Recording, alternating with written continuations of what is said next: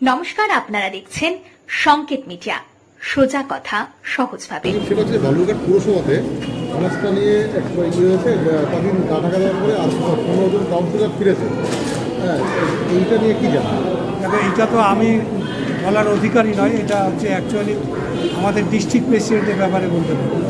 সুতরাং আমার এই ব্যাপারে ডাইরেক্ট বলাও ঠিক নয়, আর আমি বলবো না, এটা নিয়ে যা বলার আমাদের দলের পক্ষ থেকে, যেহেতু প্রেসিডেন্ট আছে দলের। কাউন্সিলরদের একাংশ দাবি করছে না দলেরই নির্দেশে হচ্ছে। যদি দলের নির্দেশে না হয় তাহলে কি দল তাদের বিরুদ্ধে কোনো ব্যবস্থা নেবে? এগুলো সবটাই যা বলার সবটাই সভাপতি বলবে, কারণ আমি তো সংগঠনে নেই। সুতরাং আমি সংগঠনের ব্যাপারটা আমার বলা ঠিক নয় বা বলবো। যদি এমন কোনো ঘটনা ঘটে যেটার সাহায্যে দল ক্ষতিগ্রস্ত হয়, নিঃসন্দেহে সেটা আমাদের দলের পক্ষে খারাপ হবে।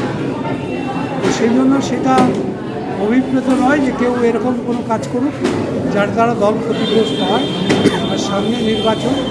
সুতরাং সবটাই যেটাই করুক ভেবেচিন্তে করা হবে। Subscribe our channel. Press the bell icon.